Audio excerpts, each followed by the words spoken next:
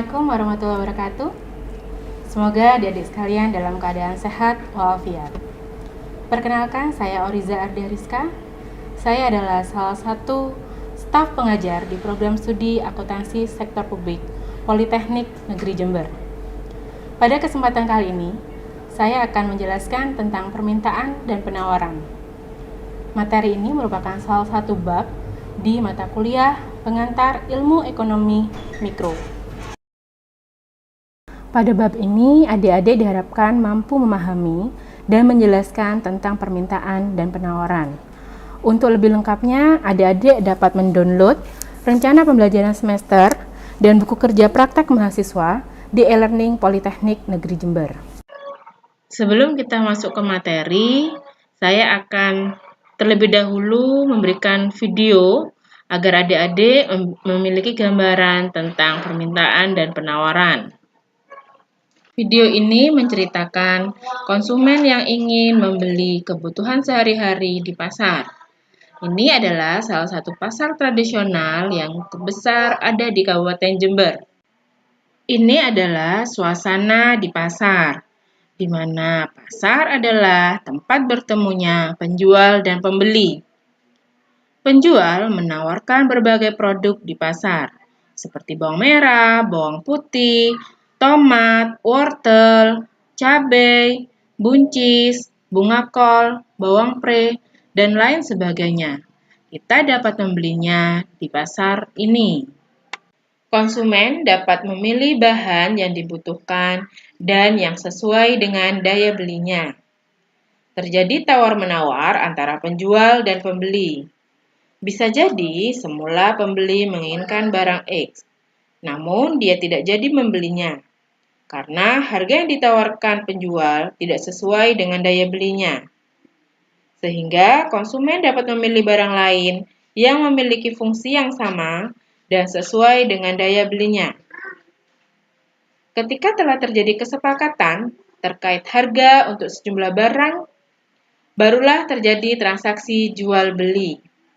Ini adalah salah satu contoh kegiatan sehari-hari tentang permintaan dan penawaran. Adik-adik pasti sudah memiliki gambaran tentang materi permintaan dan penawaran, tapi jangan lupa untuk selalu tetap menjaga kesehatan. Kita harus tetap mematuhi protokol kesehatan dimanapun kita berada, yaitu dengan cara memakai masker dan mencuci tangan. Setelah menyaksikan video tadi, pasti adik-adik sudah memiliki gambaran tentang permintaan dan penawaran. Selanjutnya, kita akan membahas lebih mendetail tentang permintaan dan penawaran. Dalam membahas permintaan dan penawaran, kita akan memahami interaksi antara pembeli dan penjual. Bagaimana perilaku konsumen dalam membeli suatu barang, bagaimana perilaku produsen dalam menawarkan suatu barang. Dengan menggabungkan permintaan dan penawaran, maka akan dapat ditunjukkan interaksi pembeli dan penjual, sehingga akan dapat ditentukan harga keseimbangan. Nah, pada hari ini kita akan membahas secara mendetail tentang permintaan dan penawaran. Di mana dalam permintaan ada beberapa hal yang akan kita jelaskan. Yang pertama tentang definisi permintaan, kedua faktor yang mempengaruhi permintaan, ketiga cara menyatakan permintaan, keempat pergerakan sepanjang kurva permintaan, kelima pergeseran kurva permintaan, dan contoh soal. Selanjutnya untuk penawaran, kita juga akan membahas tentang definisi penawaran, faktor yang mempengaruhi penawaran, cara menyatakan penawaran, pergerakan sepanjang kurva penawaran, pergeseran kurva penawaran, keseimbangan pasar, dan contoh soal. Pertama, kita akan membahas terlebih dahulu tentang permintaan. Seperti yang sudah saya jelaskan di awal, bahwa dalam membahas permintaan, kita akan mempelajari perilaku konsumen dalam membeli suatu barang. Definisi dari permintaan itu sendiri adalah berbagai jumlah dari suatu barang yang akan dibeli konsumen pada berbagai tingkat harga yang berlaku di pasar dalam periode waktu tertentu. Di sini ada penekanan. Yang pertama adalah jumlah dari suatu barang yang akan dibeli konsumen. Yang kedua adalah pada tingkat harga yang berlaku di pasar. Jadi, suatu permintaan dapat terwujud jika sudah terdapat jumlah dari suatu barang yang akan dibeli dan harganya. Misal, kalau kita hanya sebatas pergi ke suatu toko, kemudian kita ingin membeli handphone, ingin membeli makanan, ingin membeli peralatan tulis, ingin membeli mainan mungkin. Ini masih sebatas pada keinginan, masih belum memasuki pada permintaan. Hal ini harus didukung dengan daya beli, kemampuan konsumen untuk membeli barang tersebut. Ketika ada barangnya, kemudian ada kemampuan untuk membeli, hal ini sudah bisa dikategorikan sebagai suatu permintaan. Selanjutnya, kita akan membahas tentang faktor yang mempengaruhi permintaan. Apa sih faktor yang dapat menyebabkan terjadinya suatu permintaan? Apa yang membuat konsumen memutuskan untuk membeli suatu barang? Tanpa kita sadari, kita sering melakukan hal ini. Misalnya saja, kita ingin membeli sebuah baju. Apa faktor yang menyebabkan kita membeli baju A, tidak membeli baju B? Di sini ada beberapa pertimbangan dari setiap konsumen untuk memutuskan baju mana yang ingin dibeli oleh konsumen. Nah, terdapat 6 faktor yang dapat berpengaruh terhadap permintaan. Misalnya yang pertama adalah harga barang yang bersangkutan. Ini adalah faktor yang secara langsung berpengaruh terhadap permintaan. Selanjutnya, faktor kedua sampai ke-6 adalah faktor-faktor selain harga yang dapat mempengaruhi permintaan, yaitu banyaknya konsumen, selera konsumen, pendapatan konsumen, harga barang lain yang berhubungan, dan harapan di masa datang. Untuk menganalisis pengaruh berbagai faktor tersebut secara bersama, sangatlah sukar. Maka ahli ekonom menjelaskan pengaruh-pengaruh tersebut secara terpisah, agar lebih sederhana untuk dipahami. Kita bahas secara mendetail satu persatu dari faktor-faktor tersebut. Yang pertama adalah harga barang yang bersangkutan. Harga memiliki peranan penting dalam penentuan pembelian barang. Misalnya saja, Aska ingin membeli 2 kilo mangga dan 5 kilo jeruk. Namun pada saat ke pasar, Aska justru membeli 5 kilo mangga. Hal ini disebabkan harga di pasar 1 kilo jeruk, 1 kilo mangga adalah 20.000. Namun pada saat dia ingin membelinya, harga 1 kilo mangga adalah 7.000. Sehingga dia menaikkan jumlah permintaan terhadap mangga. Yang semula dia ingin membeli 2 kilo mangga menjadi 5 kilo mangga. Berbeda dengan ketika harga mengalami penaikan. Misalnya, tadi dia ingin membeli 5 kilo jeruk. Namun pada saat di pasar, jeruknya seharga 20.000. Padahal biasanya harga jeruk itu hanya 5.000. Terjadi kenaikan harga dari jeruk. Sehingga Aska pun akan melakukan penurunan dari permintaannya. Yang semula 5 kilo jeruk hanya menjadi 2 kilo jeruk. Nah, inilah pengaruh harga sangat kuat sekali dalam mempengaruhi konsumen dalam membeli suatu barang. Jadi dapat disimpulkan, apabila harga suatu barang rendah, maka permintaan akan barang tersebut akan banyak. Apabila harga suatu barang tinggi, maka permintaan akan barang tersebut sedikit.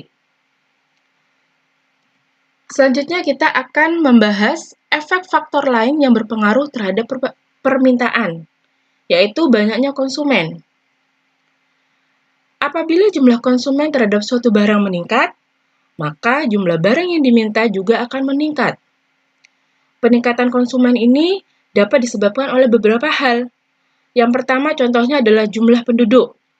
Kedua, berhasilnya suatu promosi. Ketiga, semakin baiknya sarana transportasi. Contoh kecilnya adalah yang pertama terkait pertambahan jumlah penduduk. Semakin banyak bayi yang lahir, maka akan semakin banyak jumlah penduduk. Otomatis kebutuhan akan susu bayi akan meningkat. Jadi dapat disimpulkan ya, dengan pertambahan jumlah penduduk, yaitu kelahiran bayi, maka akan mengakibatkan kebutuhan akan susu bayi meningkat. Yang kedua, contohnya adalah berhasilnya promosi. Misalnya, suatu produk melakukan promosi dari segi harga ataupun hadiah-hadiah yang ada di belakangnya. Maka konsumen tersebut akan semakin banyak yang ingin membeli produk tersebut. Maka promosi tersebut berhasil sehingga jumlah konsumen terhadap produk tersebut meningkat. Sehingga permintaannya terhadap barang tersebut pun akan meningkat. Yang ketiga adalah semakin baiknya sarana transportasi.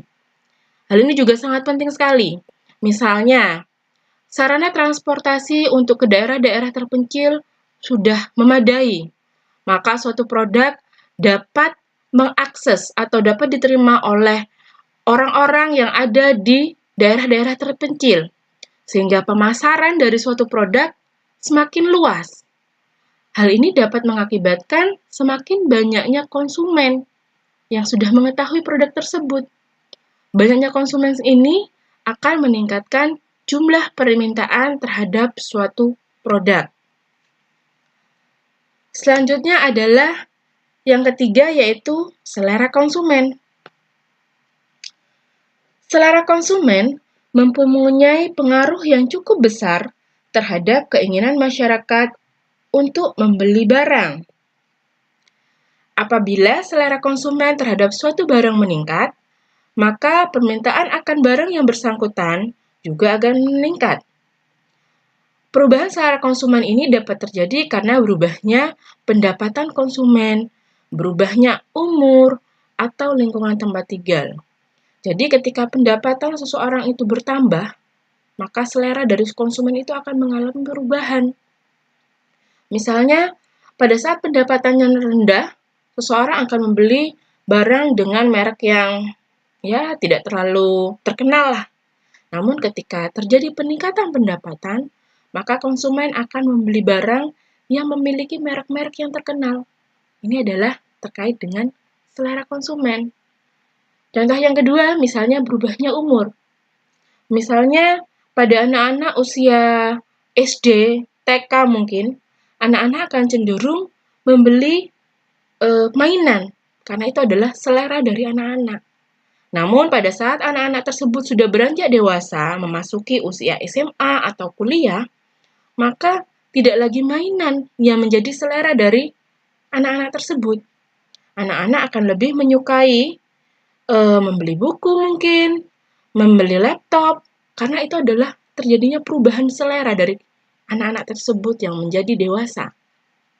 Jadi sudah jelas ya, bahwa selera konsumen ini akan mempengaruhi permintaan dari suatu barang. Selanjutnya, faktor yang keempat. Nah, faktor yang keempat yang mempengaruhi permintaan adalah pendapatan konsumen. Pendapatan konsumen merupakan faktor yang sangat penting dalam menentukan permintaan barang. Apabila pendapatan konsumen bertambah, pada tingkat harga yang berlaku di pasar, permintaan konsumen terhadap suatu barang akan meningkat pula. Hal ini berlaku untuk barang-barang normal. Namun berbeda jika barang-barang inferior, barang-barang esensial, ataupun barang mewah. Jika barang-barang inferior, yaitu barang yang diminati oleh orang yang berpendapatan rendah, seperti ubi kayu ataupun gaplek. Jika pendapatannya meningkat, maka permintaan barang inferior akan menurun. akan diganti dengan barang yang lebih baik mutunya. Yang selanjutnya itu barang esensial, yaitu barang yang sangat penting artinya untuk kehidupan sehari-hari, seperti kebutuhan pokok. Barang ini tidak akan berubah permintaannya, walaupun pendapatan meningkat. Yang terakhir adalah barang mewah. Barang mewah ini hanya akan dibeli jika pendapatan sudah relatif tinggi, seperti emas. Dia akan dibeli jika kebutuhan pokok sudah terpenuhi. Faktor yang kelima adalah harga barang lain yang berhubungan. Terdapat dua jenis hubungan barang. Yang pertama, komplementer. Yang kedua, substitusi. Yang pertama, jika hubungan antara kedua barang adalah komplementer atau saling melengkapi. Apabila suatu barang digunakan bersama dengan barang lainnya, maka disebut barang komplementer. Contohnya adalah gula merupakan pelengkap dari kopi. Kenaikan harga kopi akan menyebabkan penurunan permintaan gula. Hal ini disebabkan dari penurunan permintaan kopi. Begitu juga sebaliknya, ketika terjadi penurunan harga kopi, akan menyebabkan peningkatan permintaan gula. Hal ini disebabkan peningkatan permintaan kopi. Jadi dapat disimpulkan, ketika naiknya harga barang yang satu cenderung akan mengakibatkan berkurangnya permintaan terhadap barang yang lain. Selanjutnya adalah hubungan yang substitusi. Jika hubungan antara kedua barang adalah substitusi atau saling mengganti. Yang disebut barang substitusi adalah suatu barang yang dapat menggantikan barang lain. Hal ini dikarenakan barang tersebut dapat menggantikan fungsi barang yang lainnya. Misalnya kopi dan teh. Kopi dan teh adalah barang yang dapat menggantikan fungsinya. Keduanya sama-sama minuman. Jika tidak terdapat teh, maka dapat meminum kopi. Begitu juga sebaliknya. Jika tidak terdapat kopi, maka dapat minum teh. Harga barang pengganti dapat mempengaruhi permintaan barang yang dapat digantikan. Jadi ketika harga barang pengganti bertambah murah, maka barang yang digantikan akan mengalami penurunan permintaan. Begitu juga sebaliknya. Ketika harga barang pengganti bertambah mahal, maka barang yang digantikan akan mengalami peningkatan permintaan. Misalnya tadi kopi dan teh. Ketika harga kopi meningkat, maka permintaan teh akan meningkat pula. Hal ini disebabkan karena permintaan kopi menurun. Namun sebaliknya, ketika harga kopi menurun, maka permintaan teh akan menurun pula. Hal ini disebabkan permintaan kopi meningkat. Nah, ini kita menginjak di faktor yang keenam atau faktor terakhir yang mempengaruhi permintaan. Faktor yang keenam adalah harapan di masa datang. Apabila konsumen memperkirakan harga di masa datang akan naik, maka permintaan terhadap barang yang bersangkutan akan meningkat sebelum terjadinya kenaikan harga. Contohnya, ketika ada kenaikan harga BBM. Satu hari atau sebelum kenaikan harga itu terjadi, maka permintaan terhadap bensin atau BBM itu akan mengalami peningkatan. Nah, inilah yang dimaksud dengan harapan di masa datang. Bagaimana adik-adik? Sudah jelas ya faktor-faktor yang mempengaruhi konsumen dalam melakukan permintaan. Jadi ada 6 faktor yang saat ini kita bahas dalam mempengaruhi permintaan konsumen. Selanjutnya kita akan menginjak ke materi berikutnya, yaitu tentang bagaimana sih cara menyatakan permintaan. Terdapat 3 cara dalam menyatakan permintaan. Yang pertama dalam bentuk tabel, yang kedua dalam bentuk grafik, yang ketiga dalam bentuk persamaan matematis. Nah, kita akan bahas satu persatu bagaimana cara menyatakan permintaan. Yang pertama dalam bentuk tabel, atau disebut dengan tabel permintaan atau juga bisa disebut dengan daftar permintaan. Daftar permintaan adalah suatu tabel yang memberi gambaran dalam angka-angka tentang hubungan antara harga dengan jumlah barang yang diminta masyarakat. Tabel ini menggambarkan tentang permintaan yang wujud pada berbagai tingkat harga. Pada tabel 1 ini, yaitu tentang daftar permintaan barang X dalam 5 minggu. Pada minggu yang pertama, harga barang X yang disimbolkan dengan PX adalah 500.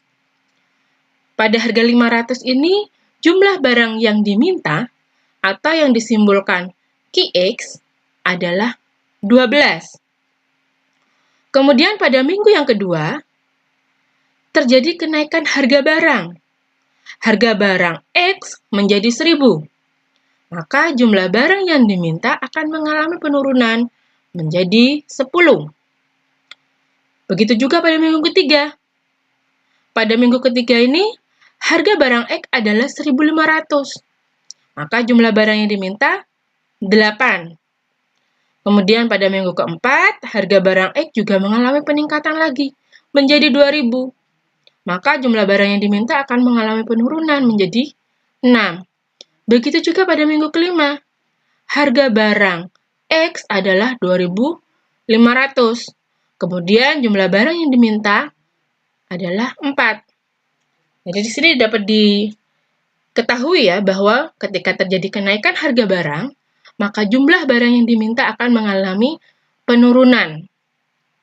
Jadi ketika adik-adik akan membuat suatu tabel daftar permintaan barang, adik-adik harus membuat minimal harus ada harga barang X atau PX, kemudian jumlah barang yang diminta. Karena dari situlah informasi tentang permintaan kita ketahui. Selanjutnya adalah cara menyatakan permintaan dalam bentuk grafik. Dalam bentuk grafik atau yang disebut dengan kurva permintaan, yaitu kurva yang menggambarkan sifat hubungan antara harga suatu barang dengan jumlah barang yang diminta. Di sini ada sumbu X. Sumbu X merupakan jumlah barang yang diminta konsumen. Kemudian, sumbu Y adalah price atau harga barang yang bersangkutan. Dalam grafik ini, kita akan melihat perilaku dari konsumen. Ketika pada titik A, yaitu pada harga sebesar P1, maka jumlah barang yang diminta adalah Q1. Kemudian pada titik B, ketika harga mengalami peningkatan dari P1 menjadi P2, maka jumlah barang yang diminta akan mengalami penurunan dari Q1 menjadi Q2. Kemudian kita hubungkan titik A dan titik B. Kemudian kita tarik garis lurus. Ini yang disebut dengan kurva permintaan atau kurva demand. Bentuk kurva demand yaitu dari kiri atas ke kanan bawah atau berslope negatif. Jadi kurva ini akan menggambarkan titik-titik permintaan, kombinasi antara harga barang dengan jumlah barang yang diminta. Paham ya sampai sini? Kurva permintaan mempunyai slope negatif, seperti yang ditunjukkan pada gambar sebelumnya. Artinya, jika harga tinggi, maka jumlah barang yang diminta sedikit. Mengapa hal ini dapat terjadi? Karena tunduk kepada hukum permintaan atau the law of demand, yang berbunyi jumlah permintaan terhadap suatu barang berbanding terbalik dengan harga. Jika harga tinggi, maka permintaannya sedikit, dan jika harga rendah, maka permintaannya banyak. Selanjutnya kita akan membahas tentang bagaimana cara menyatakan permintaan dalam bentuk persamaan matematis. Apabila permintaan terhadap suatu barang dinyatakan dalam bentuk persamaan matematika, maka disebut dengan fungsi permintaan. Contohnya, Qx sama dengan 6 min 0,5 Px, di mana Px adalah harga barang X dan Qx adalah kuantitas barang X yang diminta. Maka ini adalah contohnya bentuk dari fungsi permintaan. Selanjutnya, fungsi permintaan itu dapat terbentuk minimal dari 2 titik. Berikut merupakan cara menentukan fungsi permintaan. Yang pertama, jika berasal dari 2 titik, maka persamaan yang kita gunakan adalah P min P1 sama dengan P2 min P1 dibagi Q2 min Q1 dikalikan Q min Q1, di mana P itu adalah harga, di sini Q adalah kuantitas atau jumlah barang yang diminta. Kemudian yang kedua adalah jika berasal dari banyak titik. Kita menggunakan persamaan Q sama dengan min A kali P plus B, di mana A sama dengan sigma Q min Q bar dikalikan P min P bar dibagi sigma kuadrat dari Q min Q bar. Sedangkan B berasal dari P bar min A dikalikan Q bar. Selanjutnya kita akan membahas tentang pergerakan sepanjang kurva permintaan. Pergerakan sepanjang kurva permintaan disebabkan oleh berubahnya jumlah barang yang diminta dalam periode waktu tertentu akibat perubahan harga barang yang bersangkutan. Sedangkan faktor lain tetap atau tidak berubah, atau sering kita sebut ceteris paribus. Penekanan dari kegiatan pergerakan sepanjang kurva ini adalah perubahan harga. Jadi, perubahan hargalah yang menyebabkan pergerakan sepanjang kurva permintaan. Agar lebih jelas, kita akan menjelaskannya secara grafis. Secara grafis, perubahan jumlah barang yang diminta berarti berpindahnya titik tertentu ke titik lain dalam satu kurva. Dari titik C ke titik A, atau dari titik C ke titik B. Terdapat moving along the demand curve, atau gerakan sepanjang kurva permintaan. Kita bisa lihat pada gambar 2 ini tentang pergerakan sepanjang kurva permintaan. Awalnya, harga suatu barang adalah P.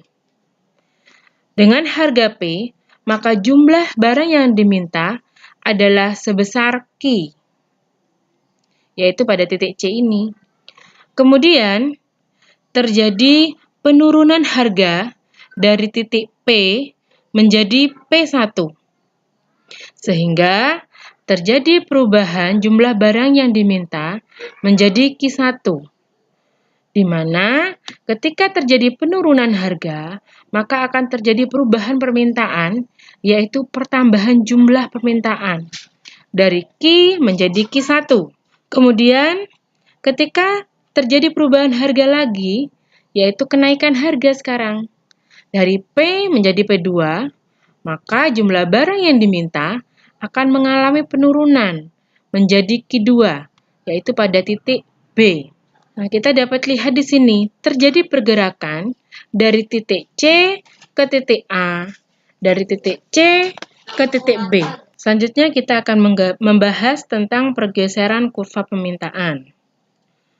Pergeseran kurva permintaan disebabkan berubahnya jumlah barang yang diminta karena berubahnya faktor-faktor selain harga, seperti pendapatan, selera konsumen, ataupun jumlah konsumen. Kurva permintaan ini akan bergeser ke kanan ataupun ke kiri apabila terdapat perubahan permintaan yang ditimbulkan oleh faktor-faktor selain harga. Secara grafis, perubahan permintaan berarti bergesernya kurva permintaan secara keseluruhan. Kita akan membahas 2 hal. Yang pertama, bergesernya kurva permintaan ke kanan dari D menuju ke D1 akibat pertambahan permintaan. Dan yang kedua, kita akan membahas tentang bergesernya kurva permintaan ke kiri dari D menuju D2 akibat terjadinya penurunan permintaan. Ketika jumlah permintaan bertambah, maka kurva permintaan akan bergeser ke kanan. Misal kita asumsikan terjadi perubahan pendapatan. Kenaikan pendapatan akan menaikkan permintaan, sehingga jumlah barang yang diminta akan bertambah. Perhatikan pada titik A. Pada titik A, ketika harga sebesar P, maka jumlah barang yang diminta adalah sebesar Q. Kemudian kita bandingkan pada titik A1. Pada titik A1, ketika harga P, maka jumlah barang yang diminta adalah sebesar Q1. Di sini terjadi pertambahan barang yang diminta dari Q menuju Q1. Di sini Q1 lebih besar daripada Q, yang artinya pertambahan ini diakibatkan oleh pertambahan pendapatan. Sebaliknya, ketika jumlah permintaan berkurang, maka kurva permintaan D akan bergeser ke kiri menuju D2. Misal kita asumsikan lagi terjadi perubahan pendapatan, yaitu penurunan pendapatan. Penurunan pendapatan akan menurunkan permintaan, sehingga jumlah barang yang diminta akan mengalami pengurangan. Kita perhatikan pada titik A2.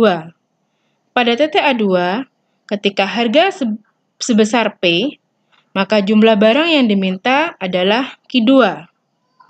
Di sini terjadi pengurangan jumlah barang yang diminta dari Q menuju Q2. Q2 kurang dari Q1. Hal ini menunjukkan bahwa terjadinya penurunan pendapatan akan mengakibatkan terjadinya penurunan jumlah barang yang diminta dari Q menuju Q2. Untuk lebih memahami kasus-kasus tentang permintaan, mari kita jelaskan menggunakan contoh kasus. Untuk kasus yang pertama, diketahui fungsi permintaan barang X adalah sebagai berikut. Q dx sama dengan 20 min 5 Px. Dari fungsi tersebut, buatlah tabel dan kurva permintaan barang X. Mari kita kerjakan bersama. Maka solusinya yang pertama adalah, tuliskan dulu persamaan matematisnya. Q dx sama dengan 20 min 5 Px. Kemudian kita buat tabel permintaan. Seperti yang sudah saya jelaskan di awal, bahwa tabel permintaan minimal kita harus membuat Px atau harga barang dan Q dx, jumlah barang yang diminta, agar kita dapat menggambarkan permintaan. Kemudian kita tentukan nilai Px-nya. Kita misalkan di sini Px sama dengan 0 sampai 4. Ketika Px 0, kita substitusikan nilai Px ke dalam persamaan matematis. Ketika Px 0, maka Q dx sama dengan 20 min 5 dikalikan 0. Maka Q dx sama dengan 20. Ketika Px sama dengan 1, kita substitusikan nilai 1 ke persamaan matematis. Maka Q dx sama dengan 20 min 5 dikalikan 1. Maka Q dx sama dengan 20 min 5. Q dx sama dengan 20 min 5 menjadi 15. Selanjutnya, ketika Px sama dengan 2, kita substitusikan kembali ke persamaan ini. Sehingga dapat diketahui nilai Q dx sama dengan 10. Begitu seterusnya sampai yang keempat. Ketika Q dx 4, maka kita substitusikan nilai 4 ini ke persamaan matematis. Maka Q dx sama dengan 20 min 5 dikalikan 4. Maka Q dx sama dengan 20 dikurangi 20. Maka Q dx sama dengan 0. Jadi, begini cara membuat tabel permintaan. Saya rasa cukup mudah ya untuk membuat tabel permintaan. Selanjutnya, kita akan membuat kurva permintaan. Dari data yang kita peroleh dari tabel permintaan tadi, kita tuangkan ke dalam kurva permintaan barang X ini. Seperti pertama tadi ya, untuk membuat kurva kita harus membuat sumbu X-nya ini adalah kuantitas atau jumlah barang yang diminta. Kemudian untuk sumbu Y-nya adalah price atau harga. Jangan lupa untuk membuat grafik kita harus memperhatikan skala. Misalnya seperti ini. Kita membuat skala 5, 10, 15, 20 untuk kuantitas. Karena ketika membuat skalanya kurang tepat, maka kurva permintaan tersebut tidak mencerminkan yang sebenarnya. Di sini kita masukkan ya data yang tadi. Ketika P sama dengan 0, maka jumlah barang yang diminta adalah 20. Kita beri titik di sini. Kemudian ketika P sama dengan 1, jumlah barang yang diminta adalah 15. Kita beri titik di sini. Begitu juga ketika P sama dengan 2, jumlah barang yang diminta adalah 10, kita beri titik juga.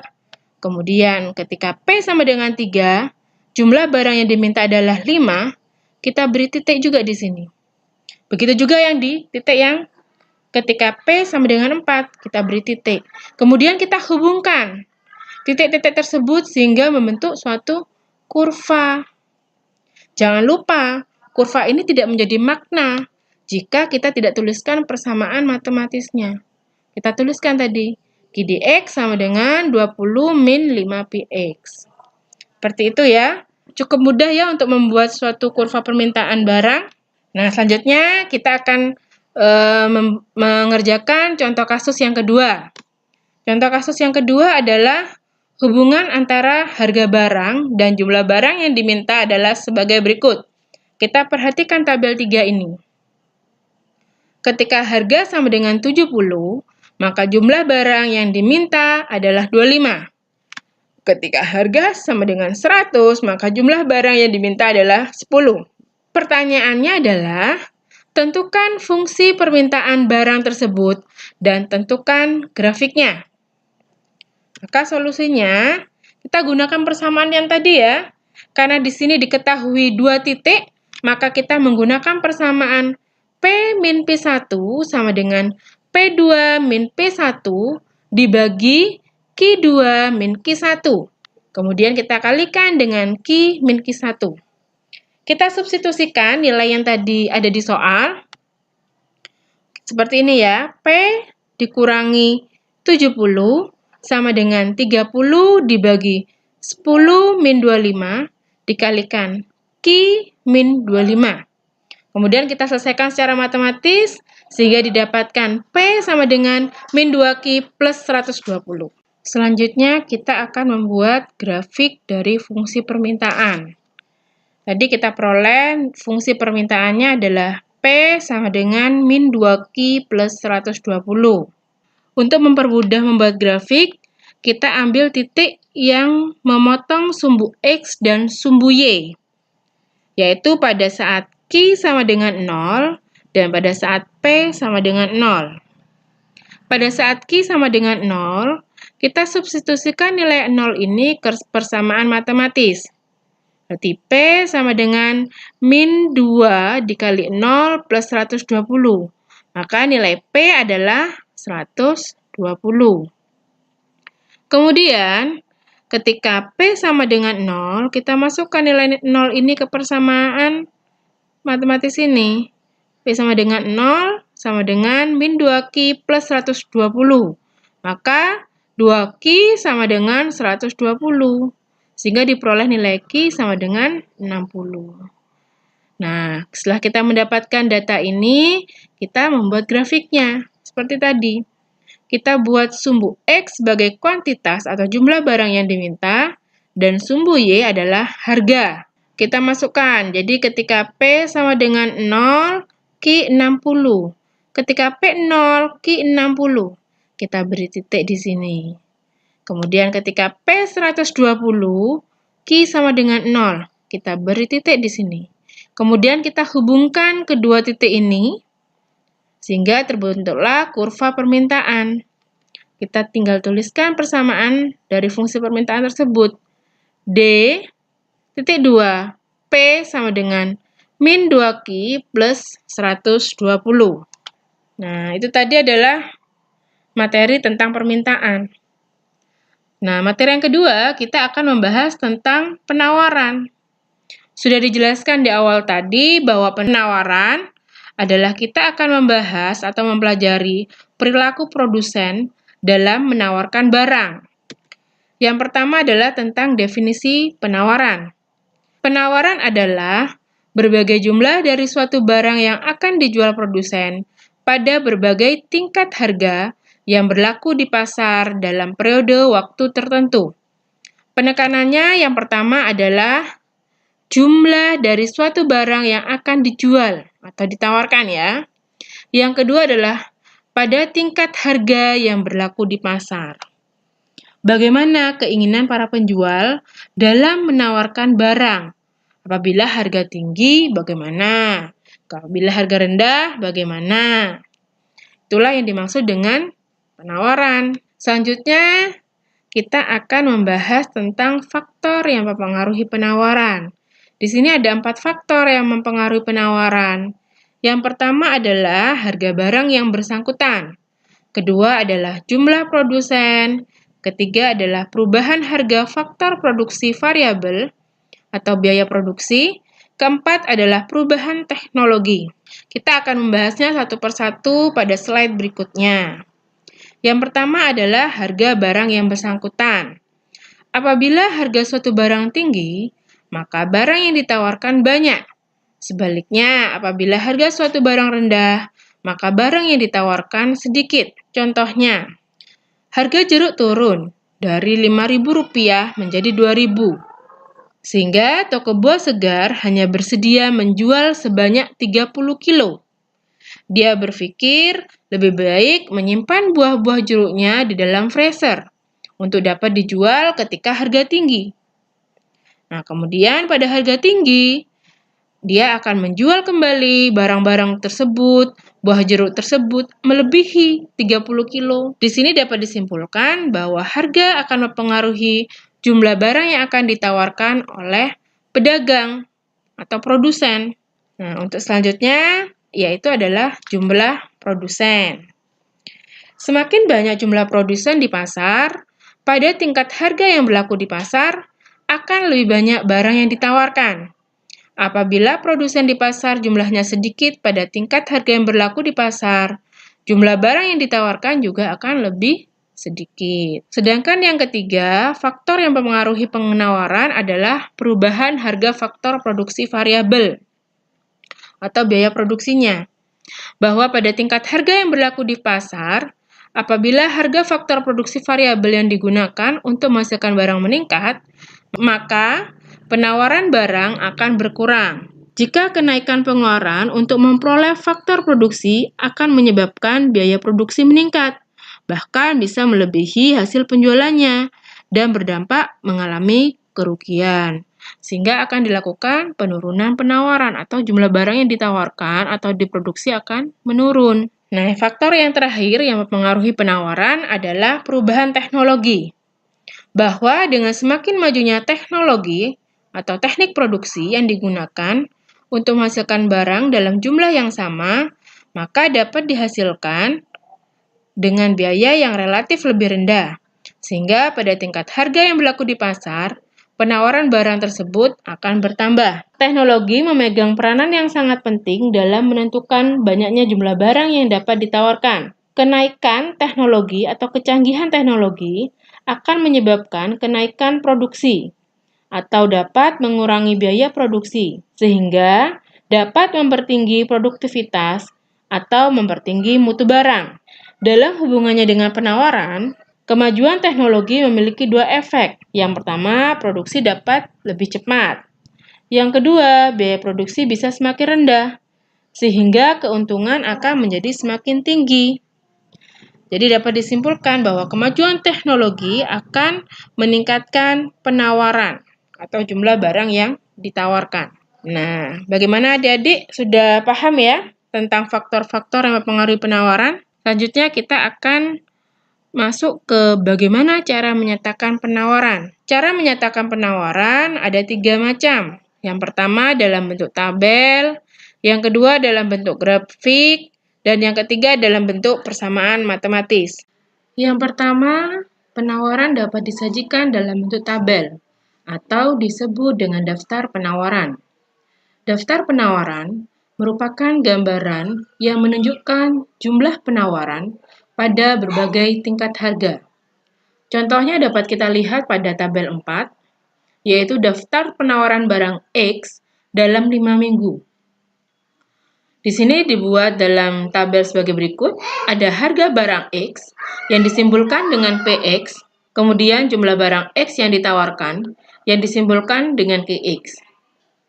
Pada minggu ke-1, harga barang X adalah Rp500. Maka jumlah barang yang akan ditawarkan oleh produsen adalah sebanyak 4. Kemudian pada minggu kedua, terjadi kenaikan harga barang X menjadi 1.000. Maka jumlah barang yang ditawarkan 6. Kemudian pada minggu ketiga, terjadi kenaikan lagi harga barang X menjadi 1.500. Maka jumlah barang yang ditawarkan menjadi 8 atau mengalami peningkatan. Jika kita lihat trennya, ketika terjadi kenaikan harga barang, akan diikuti dengan jumlah barang yang ditawarkan yang mengalami peningkatan. Pada saat harga rendah, maka jumlah barang yang ditawarkan oleh produsen juga akan rendah. Namun pada saat harga semakin tinggi, maka jumlah barang yang ditawarkan akan semakin banyak. Yang kedua, penawaran dapat disajikan dalam bentuk grafik atau disebut kurva penawaran. Kurva penawaran adalah suatu kurva yang menunjukkan hubungan di antara harga suatu barang dengan kuantitasnya, barang yang akan ditawarkan. Sumbu X menunjukkan jumlah barang yang ditawarkan, dan sumbu Y menunjukkan harga barang. Ketika harga barang sebesar P, maka jumlah barang yang ditawarkan adalah sebesar Q, yaitu pada titik C ini. Kemudian ketika harga mengalami penurunan menjadi P1, maka jumlah barang yang ditawarkan akan mengalami penurunan dari Q menuju Q1. Begitu juga ketika harga naik menjadi P2, maka jumlah barang yang ditawarkan adalah sebesar Q2. Kurva penawaran bergerak dari kiri bawah ke kanan atas atau berslope positif. Yang artinya ketika harga turun, maka jumlah barang yang ditawarkan juga rendah. Ketika harga naik, maka jumlah barang yang ditawarkan juga akan meningkat. Mengapa kurva penawaran berslope positif? Karena tunduk pada hukum penawaran, the law of supply, yang berbunyi, jumlah penawaran suatu barang berbanding sejajar dengan harganya. Jika harga tinggi, maka penawarannya banyak.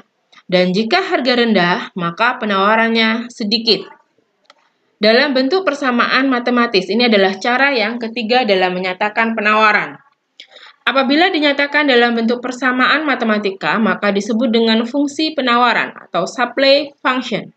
Misalnya, Qx sama dengan 5Px plus 20. 5Px adalah harga barang X dan Qx adalah kuantitas barang yang ditawarkan. Selanjutnya kita akan membahas tentang pergerakan sepanjang kurva penawaran. Pergerakan sepanjang kurva penawaran disebabkan oleh berubahnya jumlah barang yang ditawarkan sebagai akibat dari perubahan harga barang tersebut, sedangkan faktor lain tetap tidak berubah atau ceteris paribus. Kita perhatikan pada gambar 7, yaitu pergerakan kurva penawaran. Semula pada titik C, pada harga P, maka jumlah barang yang ditawarkan adalah Q. Kemudian terjadi kenaikan harga dari P menjadi P2, maka jumlah barang yang ditawarkan akan mengalami peningkatan menjadi Q2, yaitu pada titik B. Di sini terjadi pergerakan dari titik C ke titik B. Kemudian ketika harga mengalami penurunan dari P menjadi P1, maka jumlah barang yang ditawarkan menjadi Q1, yaitu pada titik A. Di sini juga menunjukkan terjadinya pergerakan dari titik C ke titik A. Selanjutnya pergeseran kurva penawaran, yaitu berubahnya jumlah barang yang ditawarkan sebagai akibat berubahnya faktor-faktor lain selain harga. Misalnya perubahan teknologi. Dapat digambarkan pada gambar 8, yaitu pergeseran kurva penawaran. Semula, pada kurva penawaran S, di sini pada titik C, pada harga P, jumlah barang yang ditawarkan adalah Q. Kemudian terjadi pergeseran kurva dari S menuju S2 akibat perubahan penawaran. yaitu pertambahan penawaran yang diakibatkan dari misalnya semakin canggihnya teknologi. Jadi semakin canggihnya teknologi akan menggeser kurva penawaran dari S menuju S2. Maka di sini juga terjadi perubahan jumlah barang yang ditawarkan. Namun, jika terjadi pergeseran penawaran ke kiri, yaitu ke S1, yaitu berkurangnya penawaran, maka ini disebabkan misalnya oleh semakin menurunnya kecanggihan teknologi yang digunakan, sehingga akan menggeser dari titik C ke titik A, sehingga key yang ditawarkan akan berubah dari key menjadi Q1. Sampai sini sudah jelas ya, bisa membedakan antara pergerakan sepanjang kurva penawaran dan pergeseran kurva penawaran. Selanjutnya kita akan memasuki tahap terakhir dari materi kita, yaitu tentang keseimbangan pasar. Keseimbangan pasar adalah keadaan pasar di mana pada tingkat harga tertentu, jumlah barang yang diminta sama dengan jumlah barang yang ditawarkan. Di sini terjadi penggabungan kurva permintaan dan penawaran sehingga ditemukan titik temu, yaitu keseimbangan pasar atau equilibrium. Atau dapat digambarkan seperti pada gambar 9. Ini adalah kurva keseimbangan antara supply dan demand. Seperti biasa, sumbu X adalah kuantitas dan sumbu Y adalah harga. Dan kurva yang pertama adalah kurva supply atau penawaran, dan yang satunya adalah kurva demand. Di sini terdapat titik temu antara kurva supply dan kurva demand, di mana pada harga P1, jumlah barang yang ditawarkan dan jumlah barang yang diminta sama. Artinya, terdapat keseimbangan pasar atau kesepakatan antara pembeli dan penjual berkaitan dengan harga dan jumlah barang. Nah, inilah yang tadi seperti dijelaskan pada video di awal, ilustrasi di awal, bahwa transaksi jual beli baru akan terjadi ketika terjadi keseimbangan antara permintaan dan penawaran. Konsumen dan produsen atau penjual mensepakati harga, sehingga terjadilah jual beli. Nah, untuk lebih lengkapnya dalam memahami apa itu keseimbangan pasar, fungsi permintaan, dan fungsi penawaran, kita akan mempelajari contoh kasus yang ketiga. Di sana diketahui jika QD sama dengan 50 min 3P dan QS sama dengan 10 plus 2P. Pertanyaannya adalah, gambarkan kurva supply dan demand. Kemudian tentukan equilibrium P dan Q. Solusinya, kita pertama harus membuat daftar permintaan dan penawaran dari fungsi permintaan dan penawaran yang ada di soal. Jadi kita tuliskan dulu QD sama dengan 50 min 3P. QS sama dengan 10 plus 2P. Kemudian kita masukkan nilai P. Di sini saya misalkan yang saya masukkan P dari 1 sampai 12. Kita substitusikan satu-satu nilai P ini ke persamaan yang di atasnya. Jadi ketika P sama dengan 1, QD sama dengan 50 min 3 dikalikan 1. Jadi QD sama dengan 47. Kemudian, misal ketika QD sama dengan 2, maka kita substitusikan juga nilai 2 ini ke persamaan permintaannya. QD sama dengan 50 min 3 dikalikan 2. Maka QD sama dengan 50 dikurangi 6. Maka QD sama dengan 44. Begitu seterusnya hingga P sama dengan 12. Selanjutnya kita tentukan juga nilai QS-nya. Pertama, kita buat tabel seperti tadi. Kita misalkan P1 sampai 12. Kemudian kita substitusikan nilai P ke persamaan penawaran atau fungsi penawaran. QS sama dengan 10 plus 2P. QS sama dengan 10 plus 2 dikalikan 1. Maka QS adalah 12. Begitu juga ketika P sama dengan 2, maka kita substitusikan nilai 2 ke persamaan penawaran, maka QS sama dengan 10 plus 2 dikalikan 2. Maka QS adalah 10 ditambah 4, sehingga QS adalah 14. Saya rasa cukup mudah ya untuk membuat daftar permintaan dan penawaran seperti ini. Jadi intinya kita menentukan P-nya terlebih dahulu, kemudian kita substitusikan nilai P ke persamaannya, sehingga kita akan dapat memperoleh nilai Q. Nah, selanjutnya kita akan membuat gambar kurva keseimbangan pasar. Jadi kita tinggal memasukkan data yang ada pada daftar permintaan dan penawaran kepada kurva keseimbangan ini. Jadi misalnya untuk membuat kurva permintaan, ini kurva permintaan. Kita masukkan datanya tadi. Ketika harga 1, maka kuantitasnya adalah 47. Kita beri titik. Kemudian ketika harga 2, kuantitasnya adalah 44. Kita beri titik di sini. Ketika harga 3, kuantitasnya adalah 41. Nah, kita beri titik di sini. Selanjutnya sampai terbentuk titik-titik ini. Kemudian kita buatkan garis. Jangan lupa ditulis persamaannya. QD sama dengan 50 min 3P. Selanjutnya kita membuat kurva penawarannya. Di sini kita masukkan dari tabel tadi, ketika P-nya 1, maka jumlah barang yang ditawarkan adalah 12. Kita beri titik. Kemudian ketika P-nya 2, maka jumlah barang yang ditawarkan adalah 14. Kita beri titik di sini. Ketika harga 3, maka jumlah barang yang ditawarkan adalah 16. Kita beri titik di sini. Begitu seterusnya ya, sampai kita telah memindahkan seluruh data pada daftar permintaan dan penawaran. Kemudian yang terakhir kita tuliskan persamaannya.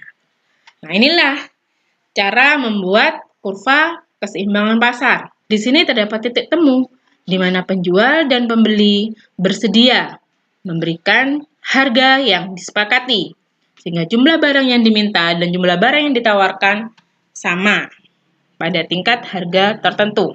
Pertanyaan yang kedua adalah menentukan Q dan P. Sebenarnya dari grafik tadi kita sudah bisa memperkirakan keseimbangannya itu di mana. Tetapi kita akan menerangkannya menggunakan matematis. Di mana ketika terjadi keseimbangan, maka kita harus ingat persamaannya adalah QD sama dengan QS. Artinya jumlah barang yang diminta sama dengan jumlah barang yang ditawarkan. Kita tulis di sini persamaannya tadi 50 min 3P sama dengan 10 plus 2P. Kemudian kita selesaikan secara matematika sehingga diperoleh nilai P sama dengan 8. P di sini adalah P keseimbangan. Kemudian kita substitusikan nilai P ini ke nilai Q. Misal kita tulis di sini QD sama dengan 50 min 3P. QD sama dengan 50 min 3 dikalikan P-nya adalah 8. Sehingga kita peroleh QD adalah 26. Seperti itu. Sehingga kita dapat mengetahui titik keseimbangannya adalah pada harga 8 dan jumlah barang yang diminta adalah 26. Ini adalah bagaimana cara menentukan titik keseimbangan pada kurva permintaan dan penawaran. Di sini dapat disimpulkan bahwa pada harga 8, jumlah barang diminta adalah 26. Dan jumlah barang yang ditawarkan juga 26. Seandainya kita cocokkan pada slide sebelumnya, kita dapat lihat pada P sama dengan 8 dan Q-nya adalah 26. Nah, sesuai ya antara kurva dan perhitungan matematis. Hasilnya adalah sama. Begitu ya, ini adalah materi terakhir dari pertemuan kita hari ini. Terima kasih atas perhatiannya. Semoga adik-adik dapat memahami apa yang dijelaskan dari awal sampai akhir. Wassalamualaikum warahmatullahi wabarakatuh. Nah, saya sudah menjelaskan tentang permintaan dan penawaran. Adik-adik pasti sudah bisa ya tentang permintaan dan penawaran. Saya harap adik-adik sudah dapat memahami apa yang disebut dengan permintaan dan penawaran. bagaimana cara menyatakan permintaan dan penawaran.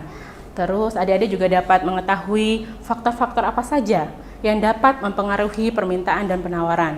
Serta adik-adik juga dapat menyelesaikan persoalan-persoalan terkait permintaan dan penawaran. Selanjutnya, adik-adik akan mengerjakan praktikum yang ada di buku kerja praktek mahasiswa pengantar ilmu ekonomi mikro. Adik-adik dapat membuka acara 2 dan 3 tentang permintaan dan penawaran. Silahkan dikerjakan soal yang ada di BKPM tersebut dan kemudian ditulis di lembar folio bergaris, kemudian diunggah di e-learning Politeknik Negeri Jember. Terima kasih atas perhatiannya, semoga ilmu ini bermanfaat untuk kita semua. Mohon maaf apabila ada kata-kata yang salah. Tetap semangat dan selalu jaga kesehatan. Manjadda wajadda, sesungguhnya orang yang bersungguh-sungguh akan mendapatkan hasil. Adik-adik harus yakin, tetap semangat belajar, bahwa adik-adik akan mendapatkan ilmu yang bermanfaat yang dapat menunjang kesuksesan adik-adik di masa mendatang. Saya mohon diri dulu. Wassalamualaikum warahmatullahi wabarakatuh.